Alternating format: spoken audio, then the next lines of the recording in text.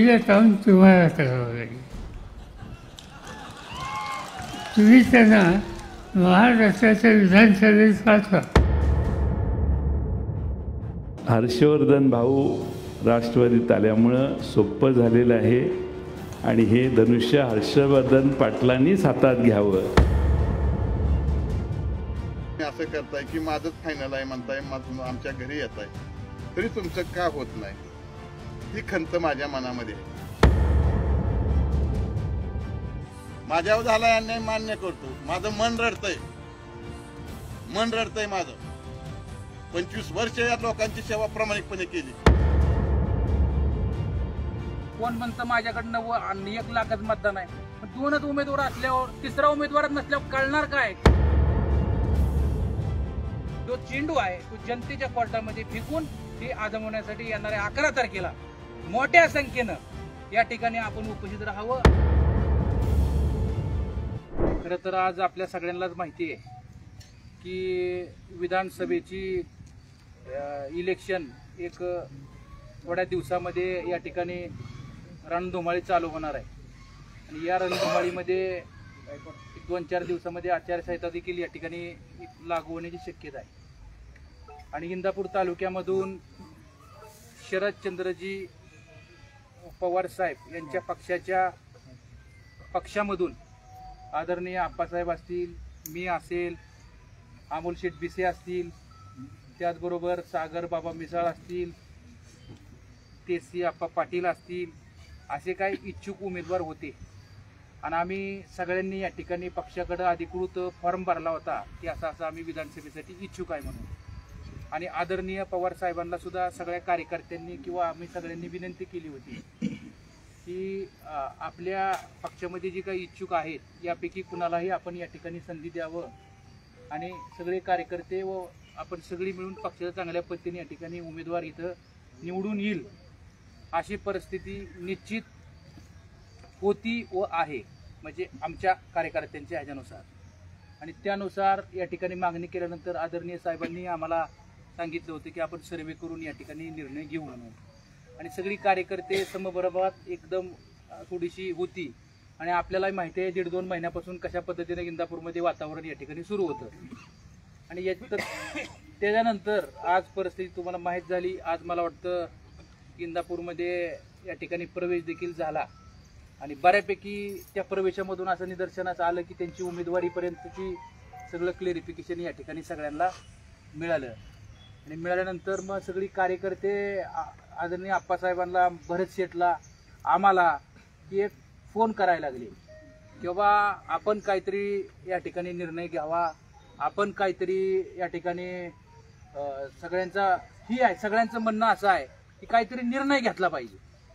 कारण की सर्वसामान्य जनता, सगळ्या सर्वसामान्य गोरगरीब सहकारी यांचं सगळ्यांचं म्हणणं आहे की इंदापूर तालुक्यामध्ये एक सक्षम या ठिकाणी आघाडी करून एक चांगलं नेतृत्व या ठिकाणी पुढं आणण्यासाठी आपण सगळ्यांनी प्रयत्न करावा असं कार्यकर्त्याचा आग्रह आहे. बरोबर ना मी म्हणतोय? हात वर करून सांगा सगळ्यांना. इथं कार्यकर्त्या सगळ्याचा आग्रह आहे की काही झालं तरी इंदापूरमध्ये इथं तिसरा पर्याय झाला पाहिजे. आप्पासाहेबांचं देखील, भरत शेट्टी देखील काय म्हणणं आहे की लोकांना जर आपण पर्याय दिला नाही तर आपल्याला कळणार कसं? कोण म्हणतं कुणाकडे 1,05,000 माझं बांधील मतदान आहे, कोण म्हणतं माझ्याकडनं 1 लाखच मतदान आहे. पण 2च उमेदवार असल्यावर तिसरा उमेदवारच नसल्यावर कळणार काय कुणाचं काय? आणि शेवटी कुणाचं मतदान हे हक्काचं नसतं. जनता जनार्दनाच्या त्यांच्या हक्काचं आहे की कुणाला कुठल्या या ठिकाणी पदावर बसवायचा हा सर्वस्वी अधिकार हा जनता जनार्दनाचा आहे. म्हणून आता हा जो चेंडू आहे हा चेंडू आम्ही आदरणीय आप्पासाहेब, आदरणीय भरत शेठ यांच्या सगळ्यांच्या नेतृत्वाखाली हा चेंडू आम्ही जनतेच्या कोर्टामध्ये टाकणार आहे. आणि हे आजमवण्यासाठी आणि हा चेंडू जनतेच्या कोर्टामध्ये टाकून ही आजमवण्यासाठी लोकांची काय भूमिका येते, नागरिकांची काय भूमिका येते ही माहिती जाणून घेण्यासाठी येणाऱ्या 11 तारखेला, बरोबर ना आपण? बरोबर आहे ना? 11 तारखेला किती वाजता? 10 वाजता मार्केट कमिटी या ठिकाणी भव्य मेळावा कार्यकर्त्यांचं आणि सर्वसामान्य नागरिकांचं ऐकून घेण्यासाठी मेळावा आयोजित केलेला आहे आणि त्या मेळाव्यासाठी सर्व नागरिक आणि कार्यकर्ते मोठ्या संख्येने उपस्थित राहावं अशा प्रकारची विनंती करण्यासाठी आज ही पत्रकार परिषद घेतलेली आहे आणि ही कार्यक्रम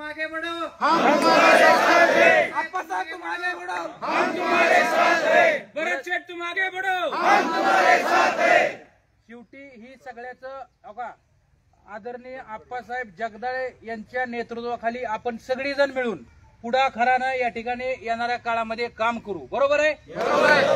कारण हात वर करून बरोबर.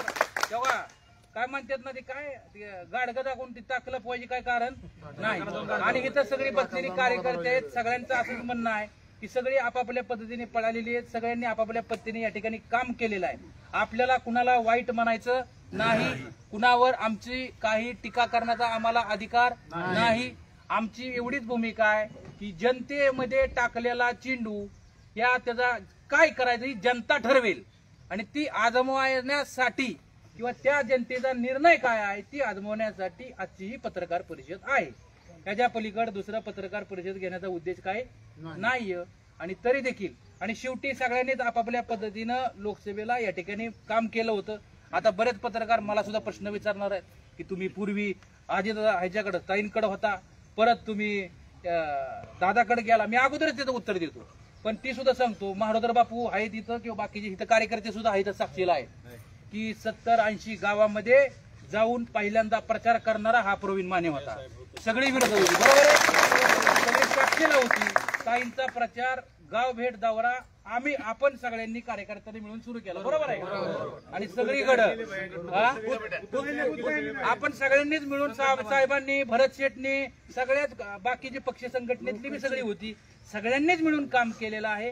ही सगळ्यात आमचं काय म्हणणं नाही, पण एक छोटासा कार्यकर्ता म्हणून आम्ही प्रामाणिकपणे या ठिकाणी काम केलं. नंतरच्या काळामध्ये काय झालं, कसं प्रेशर आलं हे जनतेलाही माहिती आहे आणि आदरणीय साहेबांनाही माहिती आहे. त्या बाबतीत मी आणखी काय बोलू शकत नाही. बरोबर का? सगळ्यांना माहिती आहे, सगळ्यांना माहिती आहे. पत्रकार बांधवांना देखील माहिती आहे. म्हणजे तुम्हाला काय कोणाला प्रश्न विचार त्याचं उत्तर सुद्धा माझ्याकडे आत्ताच देतो का जनतेलाच माहिती काय झालं होतं आणि परत कशा पद्धतीने काय झालं ही जनतेला माहिती ना. आदरणीय साहेबांना माहिती आहे, आदरणीय ताईंनाही माहिती आहे. त्याच्यामुळं हा जो चेंडू आहे तो जनतेच्या कोर्टामध्ये फेकून ते आजमावण्यासाठी येणाऱ्या 11 तारखेला मोठ्या संख्येनं या ठिकाणी आपण उपस्थित राहावं. आणि सभेचं स्थळ सुद्धा मार्केट कमिटीचं आहे.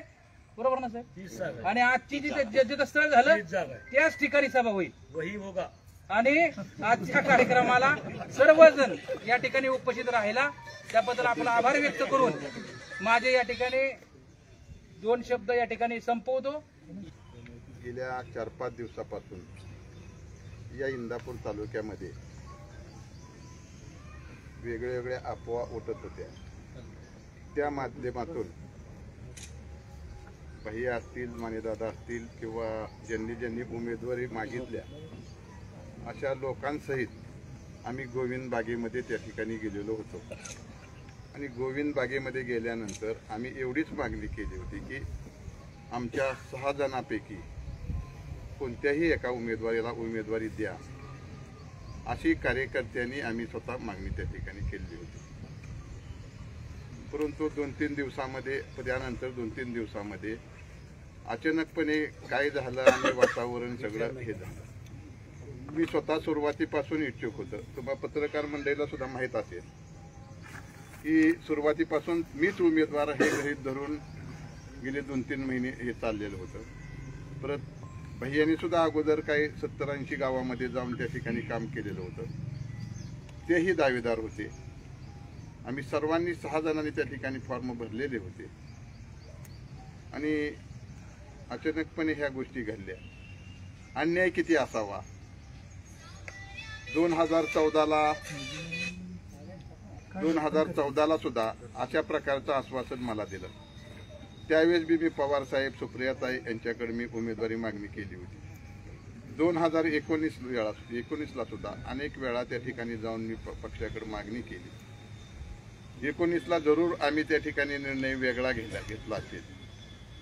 परंतु या तालुक्याचे आज ज्यांनी प्रवेश केला यांनी मला विजयशी मोहिते पाटील साहेबांच्या शिवरत्न बंगल्यावरती बोलवून घेतलं आणि त्या ठिकाणी यावेळेस माझं काम करा, पुढच्या वेळेस मी तुमचं काम करेन अशा प्रकारचा शब्द त्या ठिकाणी दिला. आता प्रश्न असा पडतोय मला की मी काय केलं पाहिजे. शेवटी याला बी मर्यादा असतात. राजकारण वेगळं आहे, माझा स्वभाव वेगळा आहे. मी प्रत्येक शब्द पाळतो. ज्यावेळेस मनाला दुःख एवढं वाटतं मला की आपण प्रत्येकाचा शब्द पाळले जातो, त्याप्रमाणे काम करतो, भावनात्मक होतो आणि आपण कामाला लागतो. आणि प्रत्येक वेळेसच भावनात्मक व्हायचं, कामाला लागायचं. जनता माझ्याकडं मतदान मागायला गेल्यानंतर हसते की तुमची 3 टर्म झालं, तुम्ही असं करताय की माझंच फायनल आहे म्हणताय, आमच्या घरी येत आहे, तरी तुमचं का होत नाही, ही खंत माझ्या मनामध्ये आहे. आज ठीक आहे, परवा दादांनी आणि प्रवीण भाईयांनी सुद्धा सुप्रियाताईंना सांगितलं माझं नाही झालं तरी चालेल, पण आप्पासाहेबाला तुम्ही उमेदवारी द्या असं त्यांनी त्या ठिकाणी सांगितलं. रात्री सुद्धा भाईयांनी मला सांगितलं की आप्पासाहेब काय बी होऊ द्या, तुमच्यावर अन्याय झालाय, तुम्ही उभा राहा. भैया मला उभा राहण्याचं महत्व नाही, मी त्यांना रात्री सांगितलं आणि सकाळी बी सांगितलं. आपल्या दोघांपैकी कोणीही उमेदवार असू द्या, परंतु अन्यायही तुमच्यावर बी झालाय आणि त्यापेक्षा माझ्यावर बी जास्त झालाय. तर आपल्याला ह्या गोष्टीला समोर जाणं गरजेचं आहे. आपण असं करू की आज आपण तसं पाहिलं तर आज आपण सगळ्यांची चर्चा करू, त्यानंतर पत्रकार परिषद घेऊ आणि त्यानंतर आपण कार्यकर्त्याला काही विश्वासात घेऊ. उद्याच्या दिवसाभरामध्ये कार्यकर्त्याचं म्हणणं समजून घेऊ आणि आपण 10-11 तारखेला त्या ठिकाणी मेळावा घेऊ. त्याप्रमाणे भाईंनी आता डिक्लेअर केलंय की 11 तारखेला आम्ही चेंडू का सर्व या तालुक्यातील तमाम ज्यांनी आमच्याबरोबर 2019 म्हणजे 2024ला लोकसभेमध्ये काम केलं, त्या मतदारांनी आमच्या साहेबांच्या किंवा ताईंच्या वरती विश्वास ठेवला आणि त्यानंतर आमच्यावरती सुद्धा विश्वास ठेवला आणि त्या विश्वासाला पात्र राहून या ठिकाणी काम केलं. यांच्या ह्याच्यामध्ये आम्हाला चेंडू टाकून आम्हाला 11 तारखेला त्यांच्याकडून विचारून आम्हाला हा निर्णय घ्यावा लागणार आहे. यापेक्षा जास्त काही बोलण्यासारखं नाही. तुम्ही सर्व पत्रकार मंडळी, हे मला कळत नाही की या इंदापूर तालुक्यामध्ये चाललंय काय. आज लोक म्हणतायत की आजी नको माझी नको, तरी पण आजी माझीलाच बोलवून घ्यायचं. ज्यांनी हाडाची काढ केली, ज्यांनी रक्ताचं पाणी केलं, 25-25, 30-30 वर्ष आम्ही सुद्धा जनतेची सेवा करतोय. तुम्हाला माहित आहे की आम्ही कुठल्याही डाग पडून अजूनपर्यंत घेतलेला नाही, कुठं भ्रष्टाचारामध्ये नाही. मदत करायची तर स्वतःच्या खिशातून करतो. कोणत्या निवडणुकीमध्ये कुणाचे पैसे घेऊन आम्ही काही कुठलं काही गोष्टी किंवा काही केलेलं नाही, कुणाकुणा काय घेतलं नाही. तरी पण हा अन्याय आमच्यासारख्या कार्यकर्त्यावरती का असावा ही खंत माझ्या मनामध्ये. राजकारणामध्ये कोण आमदार होईल कोण नाही ह्याला महत्व नाही, पण लोकांची सेवा एक निष्ठेनं 25 वर्ष आम्ही करतोय. आज मानेदादासारखे नेतृत्व आमच्या अगोदरपासून या परिसरामध्ये लोकांची सेवा करतात. जर आमच्यासारख्या माणसाला न्याय नाही तर मग न्याय परत त्याच माणसाला कोणत्या कारणानं देत आहे.